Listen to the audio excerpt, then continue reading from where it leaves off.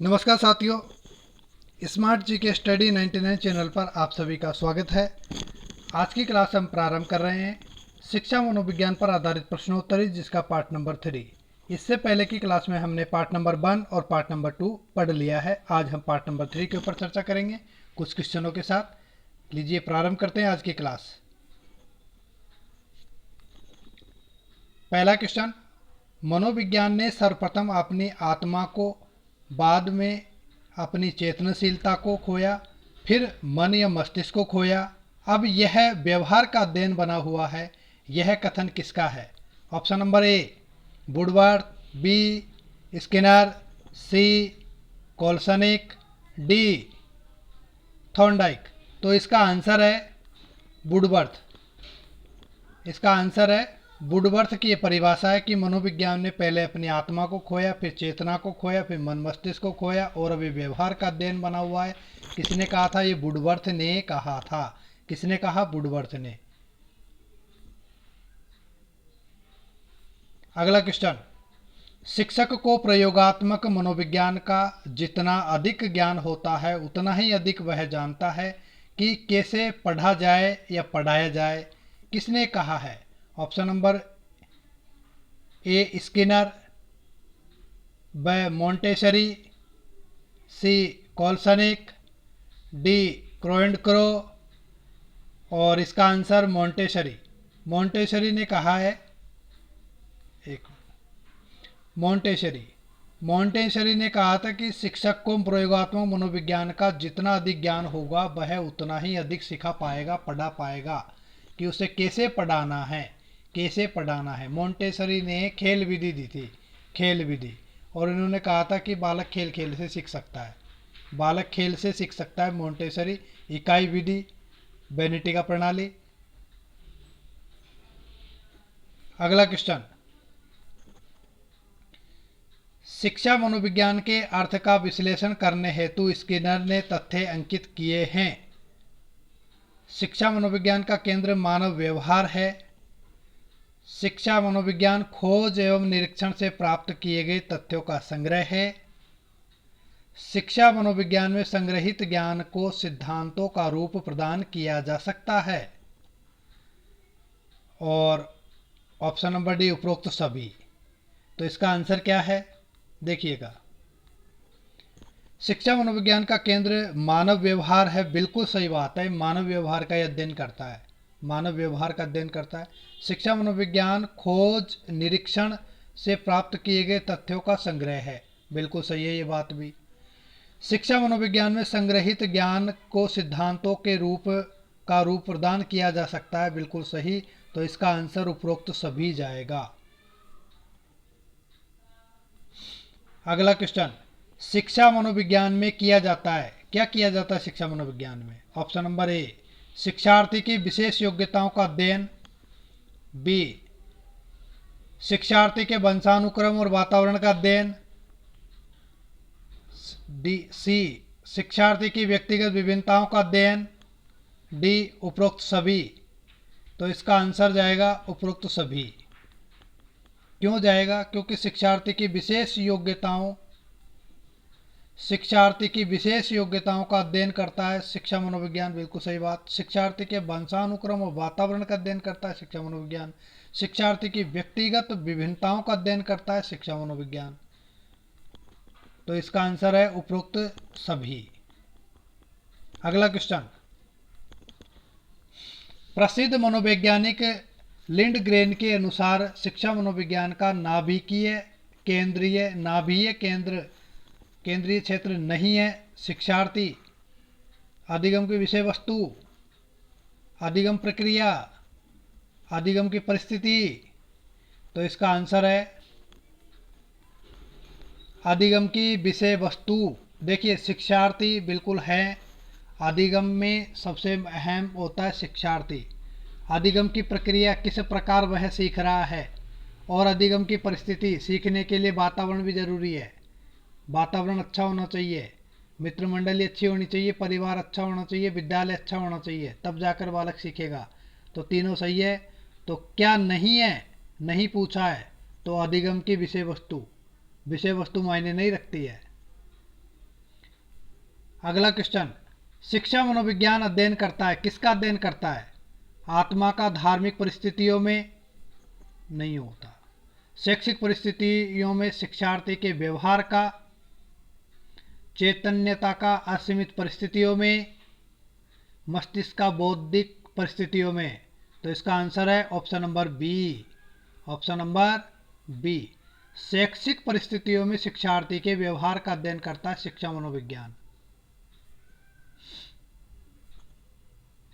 अगला क्वेश्चन, शिक्षा की प्रक्रिया में प्रेरणा का महत्व है, इस बात को ध्यान में रखकर अध्यापक को निम्न में से कौन सा कार्य नहीं करना चाहिए? कौन सा कार्य नहीं करना चाहिए? ऑप्शन नंबर ए, शिक्षण के लक्ष्य को स्पष्ट करना। बी, शिक्षार्थी को सामाजिक कार्यों में भाग लेने के अवसर प्रदान करना। सी, पुरस्कार का प्रलोभन देकर बालकों में प्रतिद्वंदिता पैदा करना शिक्षा की प्रक्रिया में महत्वपूर्ण है। बालकों को स्वतंत्रता प्रदान करना। ऑप्शन नंबर बी है इसका, शिक्षार्थी को सामाजिक कार्यों में भाग लेने के अवसर प्रदान करना। देखिएगा पूछ क्या रहा है, यह पूछ रहा है कि कार्य नहीं है। किसका कार्य नहीं है? शिक्षा की प्रक्रिया में प्रेरणा का महत्व है। इस बात को ध्यान में रखकर अध्यापक को निम्न में से कौन सा कार्य नहीं करना चाहिए? अध्यापक को क्या नहीं करना चाहिए? शिक्षण के लक्ष्य स्पष्ट करने चाहिए, बिल्कुल सही बात करनी चाहिए। शिक्षार्थी को सामाजिक कार्यों में भाग लेने के अवसर प्रदान करना चाहिए। सामाजिक कार्यों में तो अपने आप ही ले लेगा वो भाग, शिक्षक का मुख्य काम ये नहीं है। पुरस्कार का प्रलोभन देकर बालकों में प्रतिद्वंदिता, बिल्कुल सही करना चाहिए। यदि आप जीते तो फर्स्ट आए तो ये शील्ड मिलेगी। बालकों को स्वतंत्रता प्रदान करनी चाहिए, बिल्कुल करनी चाहिए कि आप स्वतंत्र हैं, आप स्वयं काम करें। लेकिन क्या नहीं करना चाहिए? तो ये नहीं करना चाहिए। अगला क्वेश्चन, मनोविज्ञान व्यवहार का शुद्ध विज्ञान है, यह कथन किसका है? व्यवहार का शुद्ध विज्ञान वुडवर्थ का, जेम्स ड्रेवर का, वाटसन का और स्किनर का। तो इसका राइट आंसर है वाटसन। वाटसन ने कहा है, क्या कहा है? कि व्यवहार का शुद्ध विज्ञान है मनोविज्ञान। अगला क्वेश्चन, वाइगोत्स्की ने अपने सिद्धांत में बच्चों के सीखने में निम्नलिखित में से किस कारक की महत्वपूर्ण भूमिका पर बल दिया है? आनुवांशिकी पर, नैतिक विकास पर, शारीरिक विकास पर, सामाजिक विकास पर। तो लेव वाइगोत्स्की है जिसने मनोसामाजिक विकास सिद्धांत दिया है, सामाजिक संज्ञानात्मक विकास सिद्धांत दिया है लेव वाइगोत्स्की। इन्होंने कहा क्या कि सामाजिक विकास पर बल दिया है, कि बालक का सामाजिक विकास करना चाहिए। इन्होंने ZPD शब्द दिया था। कौन सा दिया था? ZPD। क्या होता है ZPD? कि बालक का सामाजिक विकास करना है ना, तो एक तो होता है MKO, एक होता है ZPD, zone of proximal development, विकास की संभाव्य सीमा क्षेत्र। जैसे मान लीजिए आपने दो बालक लिए, A बालक और B बालक।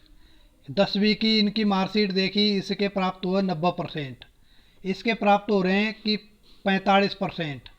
अब इसको मैंने कह दिया तू तो फेल होएगा, तुझे तो आगे नहीं पढ़ना चाहिए। इसको मैंने कहा शाबाश मेरिट में आएगा, तुझे तो आगे पढ़ना चाहिए, नाम रोशन करेगा, तू गड़बड़ होगा। अब इसको मैंने किताबें दे दी, कमरे में बंद कर दिया, इसको मैंने खुला छोड़ दिया। 5-6 लोग ऐसे दे दिए कि जो पहले से ज़्यादा जानकार हैं, वो दे दिए, MKO दे दिए मैंने इनको। क्या दे दिया? MKO। अब ये गांव में भटकता फिरता है इन MKO के साथ में, जहाँ भी ज्ञान प्राप्त हो रहा है वो ज्ञान को प्राप्त करता रहता है, और ये आ जाता है मेरिट में, ये हो जाता है फेल। ये आ गया, नौकरी लग गई इसकी, इसकी नौकरी नहीं लगी।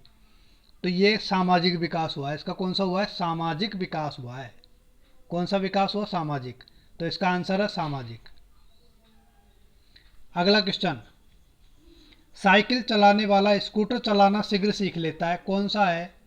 ये तो सकारात्मक है। शून्य स्थानांतरण, लंबवत स्थानांतरण, ऋणात्मक और धनात्मक या सकारात्मक।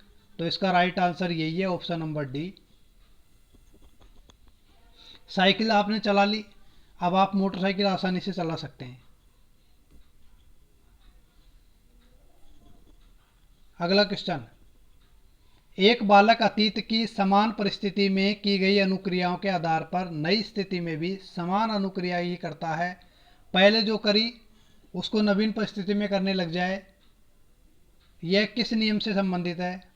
अभिवृत्ति का, तत्परता का, सादृश्यता का, प्रभाव का। तो देखिएगा इसका राइट आंसर है सादृश्यता का नियम। देखिए क्या कह रहा है कि अतीत की समान परिस्थिति में की गई अनुक्रियाओं के आधार पर नई परिस्थिति में भी अनुक्रिया करने लग जाता है। जैसे आपने ए व्यक्ति को देखा जो कि क्या है, टीचर है, टीचर, और बी व्यक्ति आप हैं, आपने इसको देखा और इसके व्यवहार को आप अपने अंदर उतार रहे हैं। आप भी क्या बनना चाहते हैं? टीचर बनना चाहते हैं। सादृश्यता, या यूँ कहें कि पहले आपने साइकिल चलाना सीखा। क्या चलाना सीखा? साइकिल। साइकिल चलाना आपने सीख लिया। अब आप मोटरसाइकिल चला रहे हैं, तो उसके व्यवहार, उस परिस्थिति के ज्ञान को आप नवीन परिस्थिति में कर रहे हैं, सादृश्यता। तो इसका आंसर है ऑप्शन नंबर सी, सादृश्यता। अगला क्वेश्चन, अधिगम के निम्न सिद्धांतों में से किसमें प्रतिक्रिया होने पर पुनर्बलन देने का सुझाव दिया गया है? प्रतिक्रिया होने पर पुनर्बलन दीजिए।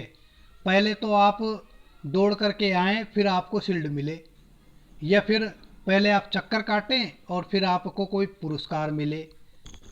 देखिएगा, संबंध प्रतिक्रिया का सिद्धांत, सूझ का सिद्धांत, चालक न्यूनता का सिद्धांत और क्रिया प्रसूत का सिद्धांत।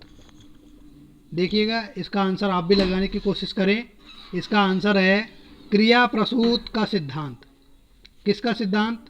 क्रिया प्रसूत का सिद्धांत।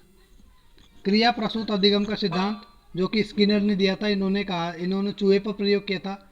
चूहा बार बार में इस प्रकार से चक्कर काट रहा है।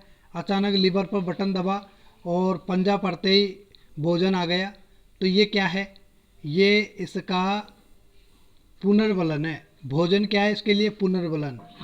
तो क्रिया प्रसूत स्किनर ने दिया है और पुनर्बलन के सुझाव पर बल दिया है इन्होंने। अगला है, राजू खरगोश से डरता था। शुरू में खरगोश को राजू से काफ़ी दूर रखा गया। ये एग्जाम में पूछा हुआ क्वेश्चन है कि राजू खरगोश से डरता था। शुरू में खरगोश को राजू के करीब लाया गया और आने वाले दिनों में हर रोज़ खरगोश और राजू के बीच की दूरी कम कर दी गई। एक दिन ऐसा आता है कि राजू की गोद में खरगोश को रख दिया जाता है और राजू डरता नहीं है। तो यह प्रयोग किस पर है? प्रयत्न त्रुटि के सिद्धांत पर, शास्त्रीय अनुबंधन सिद्धांत पर, क्रिया प्रसूत अनुबंधन पर, इनमें से सभी पर। देखिए, प्रयास और त्रुटि की हम बात करें, प्रयास और त्रुटि के सिद्धांत की हम बात करें तो ये तो दिया था थॉर्नडाइक ने। किसने दिया था? ये थॉर्नडाइक ने दिया था प्रयास त्रुटि का सिद्धांत। तो इसमें तो ऐसा कुछ कहा ही नहीं गया, क्योंकि बिल्ली के सामने क्या है? मांस का टुकड़ा है। अब शास्त्रीय अनुबंधन की बात करें तो कुत्ते पर प्रयोग किया था। पहले घंटी बजाई, पहले तो रोटी दी, रोटी देखते लार आ गई, फिर बाद में ये घंटी बजाई, फिर रोटी आई और फिर लार आई। तो ऐसा करते रहे, बाद में इस घंटी से ही क्या आ गई? लार आ गई। घंटी से ही लार आ गई। तो ये कहना चाह रहा है कि पहले तो ये डरता था, बाद में एक दिन ऐसा आया कि ये इसको गोद में बिठा दिया, फिर भी नहीं डरा। तो ये इसी पर आधारित है, शास्त्रीय अनुबंधन पर। इसको अंग्रेजी में कहते हैं क्लासिकल। क्लासिकल सिद्धांत, क्लासिकल थ्योरी, शास्त्रीय अनुबंधन थ्योरी किसने दिया था? पावलोव ने दिया था। किसने दिया है ये? पावलोव ने दिया है ये सिद्धांत। पावलोव का सिद्धांत है ये। इसका आंसर है शास्त्रीय अनुबंधन। अगला क्वेश्चन, पियाजे के अधिगम के संज्ञानात्मक सिद्धांत के अनुसार वह प्रक्रिया जिसके द्वारा संज्ञानात्मक संरचना को संशोधित किया जाता है वह क्या कहलाती है? क्या कहलाती है वह? प्रत्यक्षण कहलाती है, समावेश कहलाती है, या समायोजन और स्कीमा। देखिए, पियाजे के अधिगम के संज्ञानात्मक सिद्धांत के अनुसार वह प्रक्रिया जिसके द्वारा संज्ञानात्मक संरचना को संशोधित किया जाता है। आप नवीन परिस्थिति में कोई काम कर लेते हैं, क्या है वह? समायोजन है। तो जिसके द्वारा संज्ञानात्मक संरचना को, मानसिक संरचना को संशोधित कर लिया जाता है। जैसे आपका घर ये है, ये आपका क्या है? घर है। आप यहाँ रह रहे हैं, कल आप इस घर में शिफ्ट हो जाते हैं। अब यहाँ का वातावरण अलग था, यहाँ का वातावरण अलग है। अपने आप को आप यहाँ पर क्या करेंगे? एडजस्ट करेंगे। तो क्या कर रहे हैं आप? समायोजन कर रहे हैं। अपने आप को व्यवस्थित कर रहे हैं मानसिक रूप से कि हाँ, आपको यहीं रहना है और इसी प्रकार से रहना है, पुरानी बातों को भूल जाओ। तो ये क्या है? समायोजन है। तो इसका आंसर सी, समायोजन। आज की क्लास में इतना ही। मिलते हैं अगली क्लास में। वीडियो को लाइक एंड शेयर करें, चैनल को सब्सक्राइब करें। मिलते हैं अगली क्लास में। Thank you.